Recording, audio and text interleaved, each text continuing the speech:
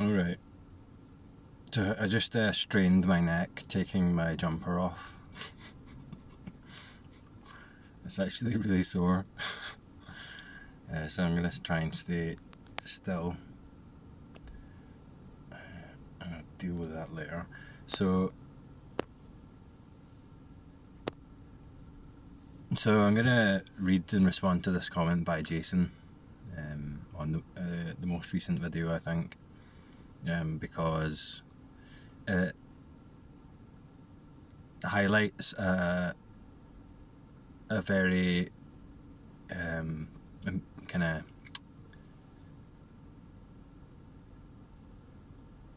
how would you describe it?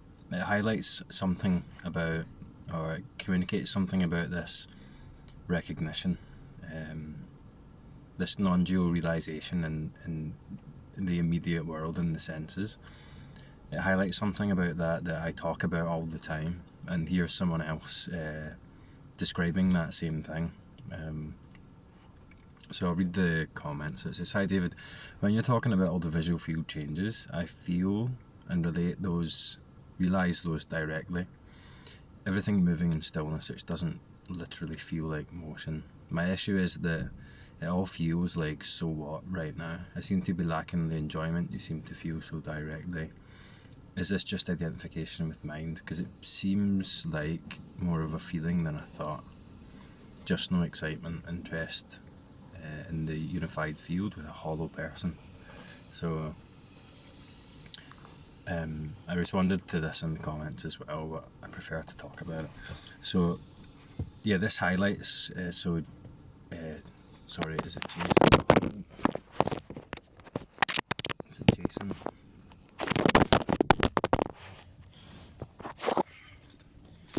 Third time lucky.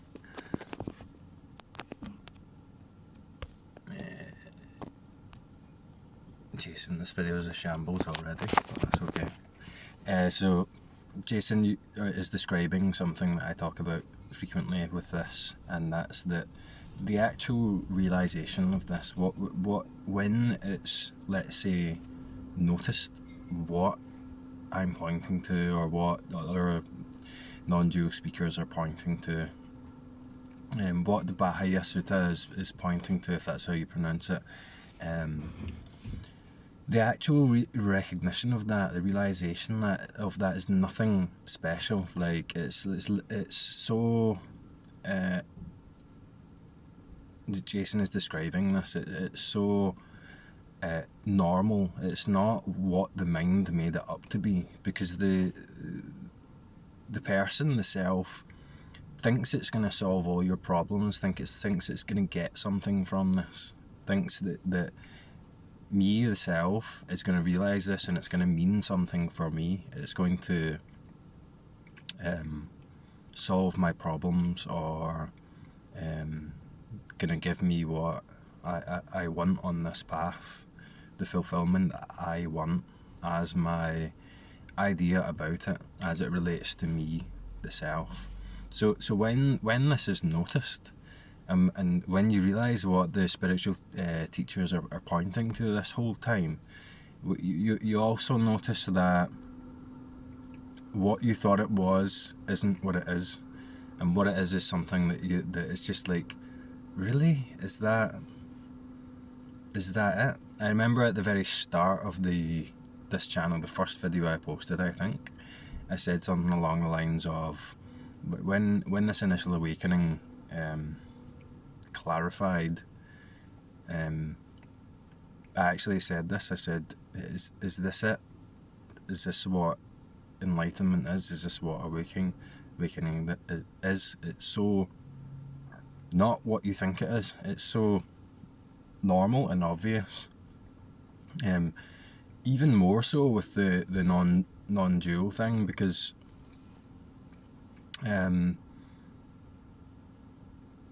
the me, the self, can't do anything with that. Doesn't get anything out of it. And with that, it kind of is crushing in a way, because it shatters all the dreams about this realization is going to do something for me. It's going to be what I think it is, and it's going to deliver to me what I believe it's going to deliver to me. So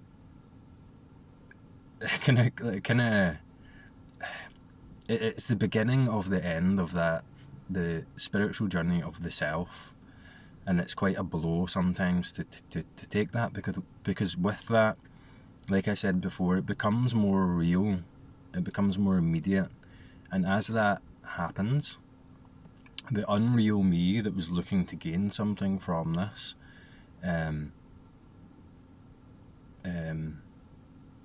kind of starts towards its end, and that's, I guess, what brings up. So for me, it brought up this very deep existential thing. So the quest for fortifying my identity as a person was noticed to be just a symptom of these very deep underlying existential questions about what is this, questions about death, existence, non-existence, and so on. And they start to come to the surface when these physical barriers of duality are seen not to be there. There's nothing to hold them, there's no structure to hold them, and they kind of come up and they can present themselves as apathy or fear or dread, sadness, or whatever. It can be a lot of stuff comes up, and that's all this deeper subconscious stuff that was just constantly overlooked when we were really wrapped up in the objective content of that self, that physical self. So for me, as this came up, I got this sense of disappointment in a way, because what I realised wasn't what I expected. The implications of what's realised, right? It seems the self finds it uninteresting. It's not interesting to the self. It doesn't have any value, right? But the implications of that, as this deepens, as we let go of that self, let's say, so to speak, the felt implications of the realization of non-separation flourish, let's say, and in order to do that, all this emotional stuff has to kind of be processed, so to speak. It has to be released into this non-dual, formless mystery. It just seems to be a part of it, and that can be quite a painful part of it. So these existential, I call them positions, right? They're not overt thoughts. They're not a subject thinking about an objective thought narrative from a point of view. It's like the fundamental positions that we take as something to relate to something else, to form a view on it, to form an opinion on it, or to value it or judge it. And those positions come up, and they just need to be clarified. And as they're clarified, as they appear in experience, what appears with them is the emotional stuff that position is attempting to deal with, to avert from, or to the identification with that comes up. The kind of reason it's there comes up, and it comes and goes and comes and goes, and to me it seemed like there were different positions.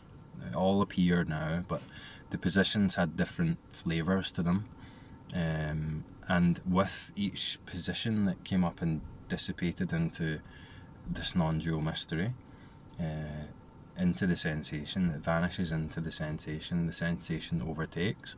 With that came a different aspect of this non-dual realisation. I could describe it like that, but it's not really like that. From the point of view of those positions, those framings that we hold disintegrate in their own way, and each of them has like a quality to it. But from the non-point of view of no self, it's all the same thing. It's just sensation, it's just thought. but there seems to be this process, and this deep process is very intuitive, and it becomes more visceral and more felt. So it moves away from the mind space and comes down more into the emotion body, it just has to all be felt.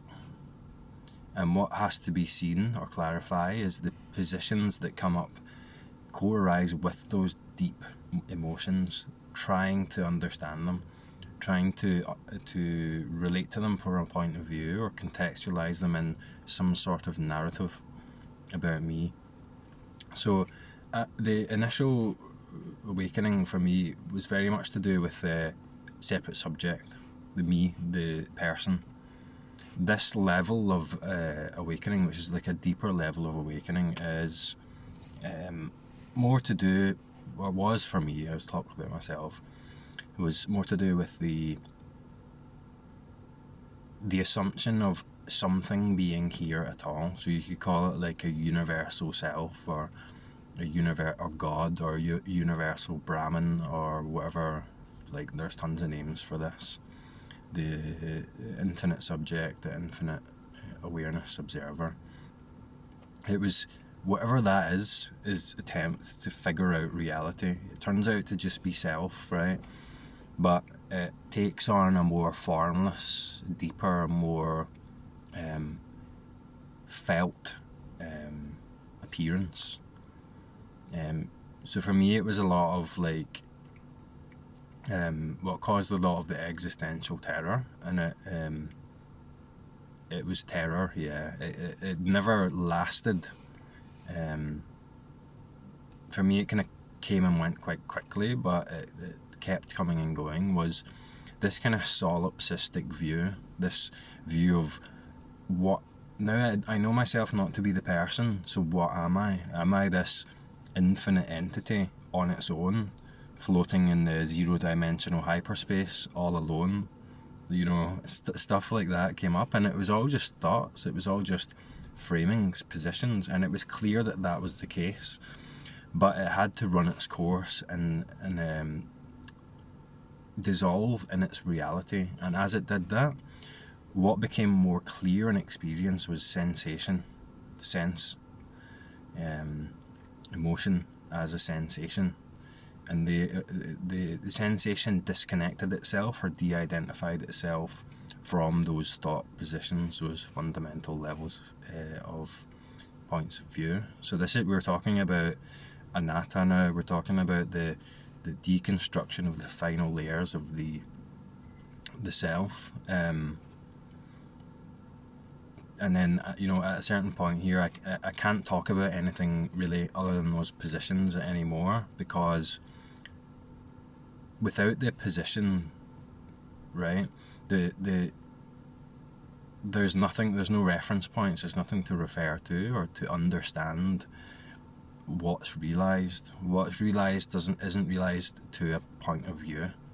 It accommodates all points of view, but it's not, you can't stand outside of it and look at it. You can't stand outside of reality or stand in the middle of it as something separate and relate to it in any sort of meaningful way, in any way that makes sense.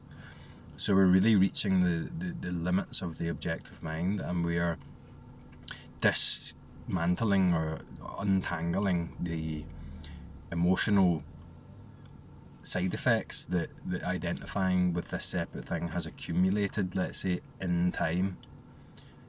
What those emotions that it accumulates in time and narrative don't exist in time, neither do the thoughts. So what we're kind of doing is we're kind of releasing the emotions and those thought positions into the timeless, infinite presence of the senses. The senses overtake, it becomes really simple, and it dismantles the whole thing to the point where there's no real position left.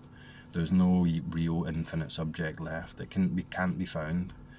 You can't find awareness as me. You can't find the me in experience. You can't find an awareness separate from experience. There's just sensation, and the present awareness as sensation is all there is, and you just can't say anything about it. But the process of going through those deeper positions means that you have to feel it all. It has to be felt. and it kind of becomes apparent that these positions are there to protect me from feeling things that are undesirable, to subtly suggest that there's a better something else, that this isn't the right experience, that the sensation that's appearing now as this isn't right. There's something better. There's a something else. The subtle suggestion of a something else that's not this. A subtle resistance to what is, to immediate sensation. And I know it can be a very painful place to be, because it's also clear that starts to become clear there's no you that can do anything about it. So the whole illusion starts to fall apart now, and we really see what we got ourselves into. What the self thought it was getting into wasn't what this awakening thing is, and it's a blow. And it when this started to clarify for me, I filmed a video, and someone messaged me and said that I seemed depressed in the video. I can't remember. I was talking about the spiritual journey coming to an end, and that's when I was going through this kind of letting go of those deeper positions, and I couldn't really articulate it at the time so well, but that's when things started to become more felt and less conceptual. Not conceptual at all, very intuitive. When those positions are let go of, it's also seen that those positions are in some way creating distance from sensation, in some way like filtering the experience. So it might seem, for Jason, like what you're realising now is insignificant. You see what the spiritual teachers are talking about, and you're like, is that it? It's so obvious, it's not up to much, is it? What does this mean for me? Keep noticing the positions, because in your comment you identified that exactly what I'm talking about, that these are just positions, these are just thoughts. It's more felt now. It's not like because you've now got access to that deeper level of thought that isn't like conceptual. It's conceptual in a more fundamental way, you could say. So the clarity's there. So it's just a case of going into sensation now, or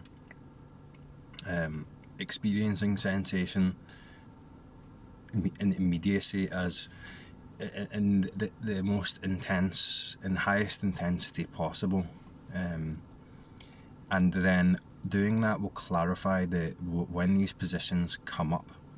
It's like there's something trying to understand this, something trying to move away subtly from experience and relate to it as something separate from it.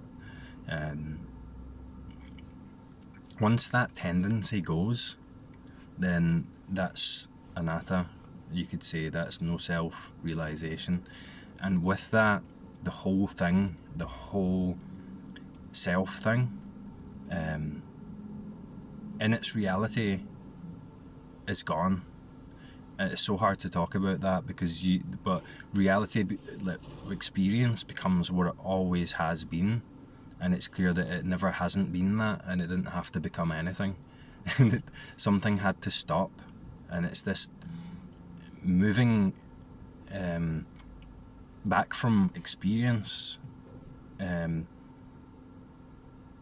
as something that has to be there for this to be, as something that has to understand it and relate to it, or see it from a point of view, or hear it from a position, be central to it. That whole centre point just goes away. And with that, what also goes away is any point of view that can label anything as a me, as a something. So then suffering isn't suffering anymore. It's just sensation. The whole thing, the whole spiritual journey, this whole me relating to my spiritual journey and my insight and my realization goes away as well, and there's a finality to that. With that, sensation becomes the totality of the universe, the totality of experience.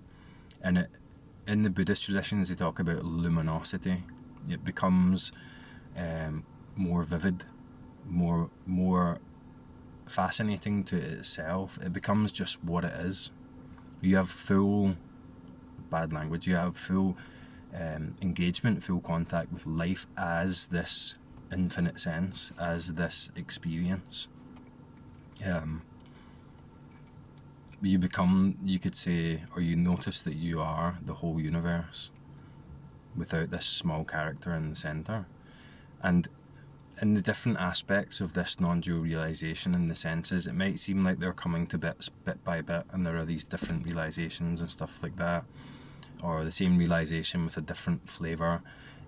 That's just the structure of the self falling away in its relative story from those relative positions. When no self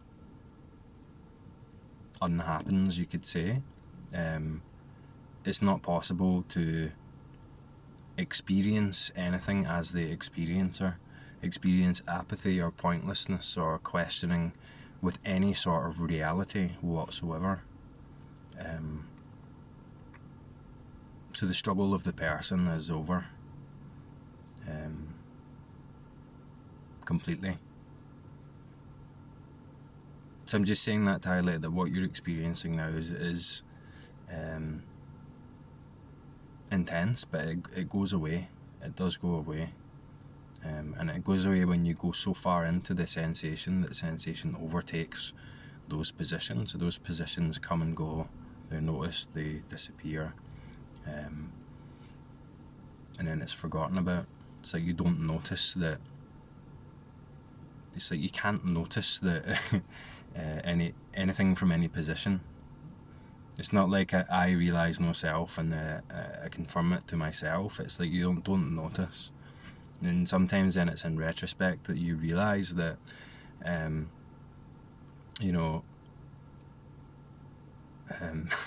do you describe this? Yeah, it's kind of like in retrospect that you realise the suffering is gone, that it's not there anymore. It's not something that you have to notice. It goes away without you noticing it. It's gone, but you don't have to check in to confirm that. You don't have to form a point of view to witness that. It's just gone, and it's replaced by sensation.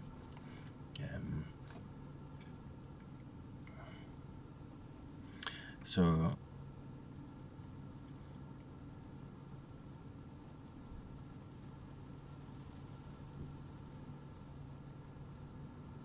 the inquiry continues, but it continues spontaneously, just by staying in the senses, or being the senses, or you could say exploring presence, awareness, consciousness as it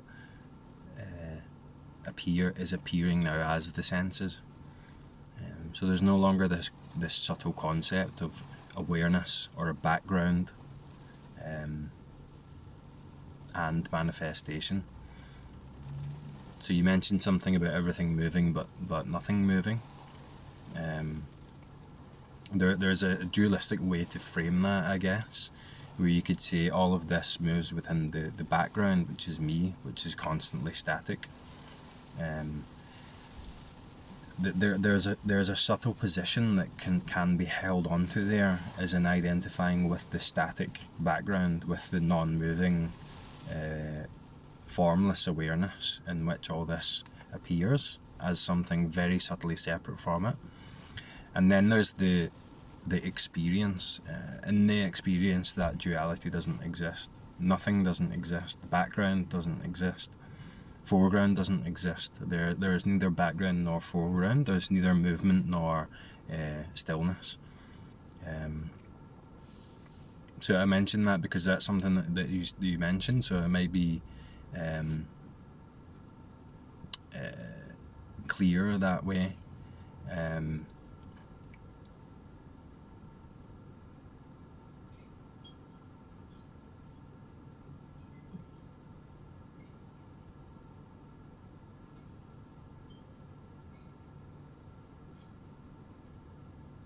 But then there's the sense of the underlying, like there's an underlying kind of like subtle narrative that suggests there's a reason for all this, that suggests there's a universal consciousness that I am maybe somehow orchestrating this or somehow separate from this, and it's somehow like it's like a big thing, but when we go directly into the sensation, we don't find it. It's not, it's a framing. It can feel like that. You can feel like that you are a universal intelligence that has some sort of subtle purpose or intention, that has some subtle agency. But when we go so deeply, so directly in the senses, that's kind of forgotten about that. It's something that very subtly pulls you back from sensation, or you feel like you're framing something from somewhere that's not this, if that makes any sense.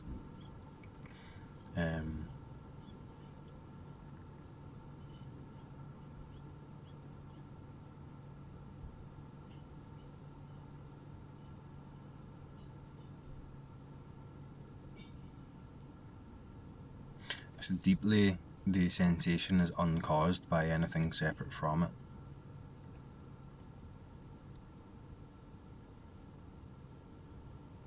The sensations of the body, the movement of the body, an immediacy is uncaused by anything separate from sensation. The sensation, you could say, that the body is made from, that all of this is made from. I would describe it like this. So it's very similar to, I said this in one of the comments, that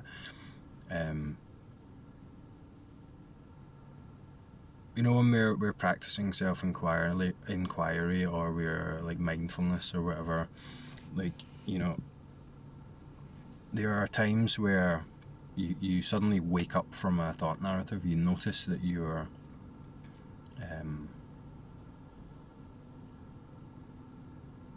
lost in thought. So the thought's kind of pulling you into this illusion of identification. Is pulling you into this narrative that its reason is to understand and control life as it relates to me. And then suddenly you just notice that you're lost in thought. You recognize it, and then there's this expansive quality, and the senses become more vivid.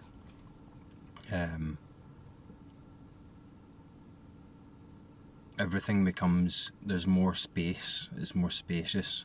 Everything becomes a bit more expanded, a bit more free. You get in touch with yourself at a more fundamental level. It feels quite liberating. And then you kind of get pulled back into, you don't even notice, like you're gone into it, the thought narrative, and then you notice again, and you wake up from it. So there's this kind of like back and forth type thing. There's the being pulled into the narrative, and then there's the waking up from it. With what I'm talking about now, it's the same kind of thing, but it's pulling us somewhere away from sensation. It's not clear where it is. For me, with the thought narratives, it felt like I was enclosed into this in here space, and then I woke up from it out into the senses. With this, it's pulling, it's somehow making a point of view as attention, as a reference point, away from sense in some strange way. And it you never find that position, but when the position comes up, it's clear that it's being formed, it's being generated. It's the same kind of like back and forth type thing. This time it's just at a much more subtle level, and it comes with the emotions, and it's clear that there's no you doing it. It's happening on its own. It's a tendency of experience in mind to start framing positions in reference to what's going on, to be monitoring what's happening and trying to relate to, contextualize and understand it. So as we let go of that, we will also let go of the illusion that there is a doer, there is agency. There is something here that needs to figure this out and control it in a subtle way.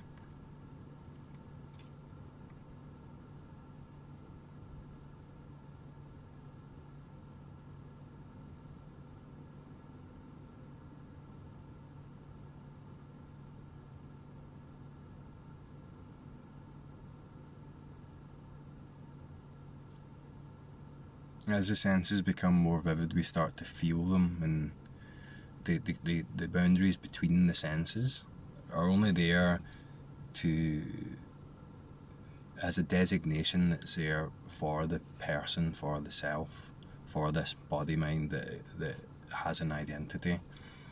As those boundaries between the senses start to,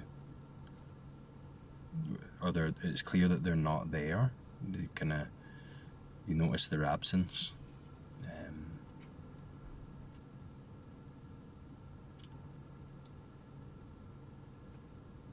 Then the senses cross over into one kind of unified sense, and with that, you start to feel with that one sense. So you feel seeing. Seeing isn't seeing anymore.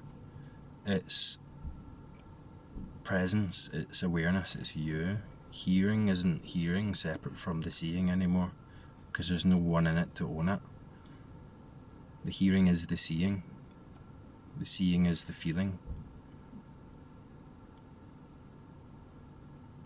The sensation, the body sensation, the movements of energy around the body aren't separate from the seeing.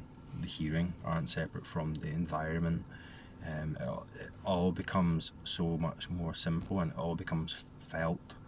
And within and as that, there's no problem ever. There's no lacking. It's complete, because there's nothing there that needs it to be that way. There's nothing there that can hold a position and feel it as lacking, or feel it as separate, or feel it as incomplete. And then the impossible interdependence, interconnectedness of all of experience starts to be felt too. It starts to become clear as experience.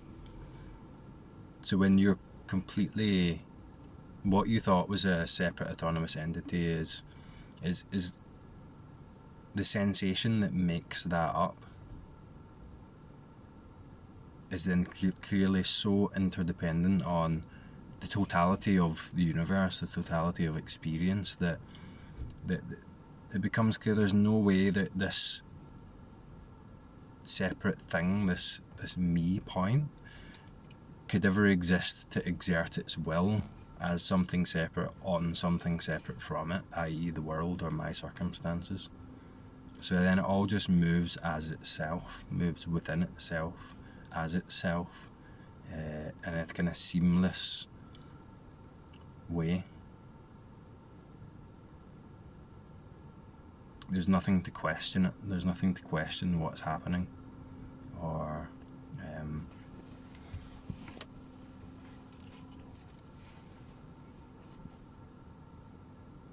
feel apart from it.